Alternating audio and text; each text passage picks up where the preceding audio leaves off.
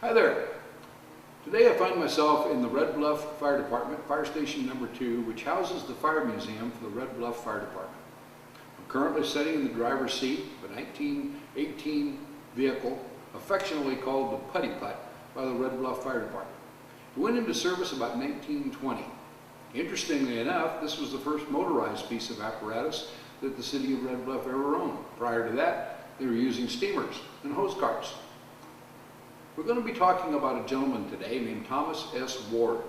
Thomas S. Ward is not a name that you're going to hear a lot in modern conversations because he retired over 50 years ago. But he was one of the contributing factors and one of the leaders that created the California State Fire Training System. This vehicle that I'm sitting in right now is very likely a vehicle that he used to fight fire. The reason we can say that with some degree of satisfaction is we've got a picture of him on the wall. And in that picture, he's setting up on the hose bed, along with a bunch of other volunteer firefighters. And we happen to know that his career ran from 1927 to 1939. So we know for a fact that he probably responded on fires with this very same vehicle that I'm sitting in right now.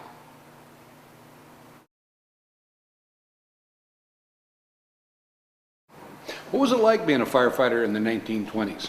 Matter of fact, they used a lot of the same tools and the techniques and so forth that we use today, but the technology was different. Many of our things that we adopted back in the early days have evolved and changed over time. Let's use, for example, this firefighter's helmet. If you take a look at the profile of this helmet, and I set it down right next to a modern fire helmet, you probably wouldn't see that many differences, but there are huge differences between the levels of technology. For example, the liner that goes inside of this, the manner of the way it fits on your head. A lot of people don't realize the early leather helmets, the way they used to size them was to throw them in a bucket of water, get them soaking wet, then put them on their head and walk around wearing the helmet until it dried out. That's how the helmet actually fit your head. Behind me here is a fire alarm box. Believe it or not, in the 1920s, this technology was 40 years old. This particular town had about 35 fire alarm boxes that they were used throughout their entire community. It's not much different than the system we have today of having fire alarm circuits in buildings and high-rise buildings and so forth.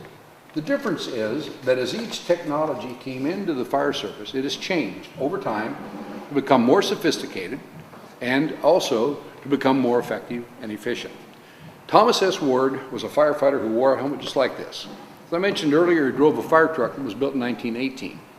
But in the 1920s was a transition period. It was prior to World War II, and the fire service was just starting to get its act together on training and education. And as a matter of fact, the fire service then began to evolve a lot more when we entered into the war period of the 1940s.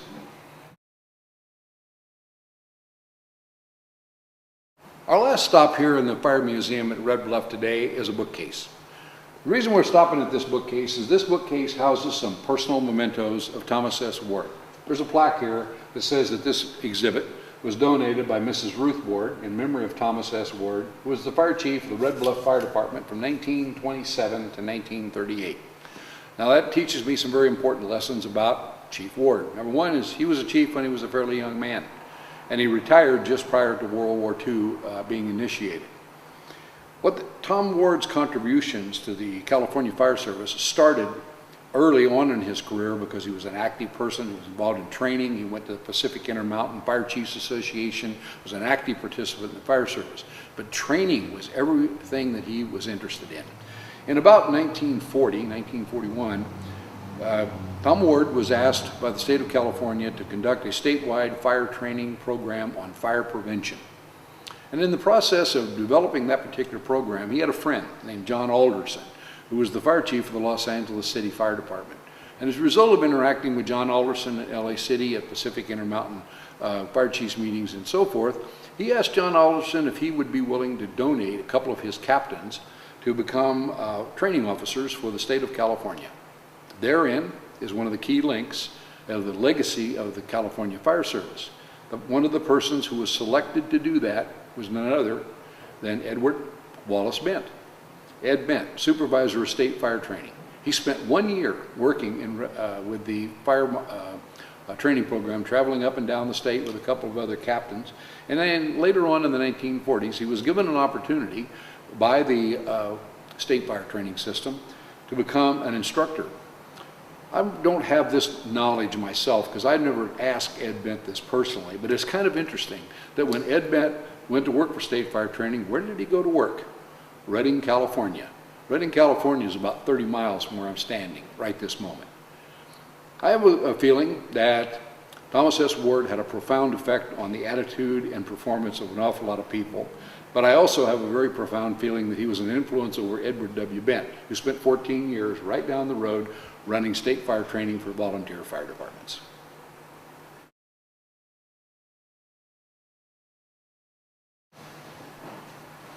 Another thing that's important to remember about the context of history and legacy is that everybody has a turn of being in charge.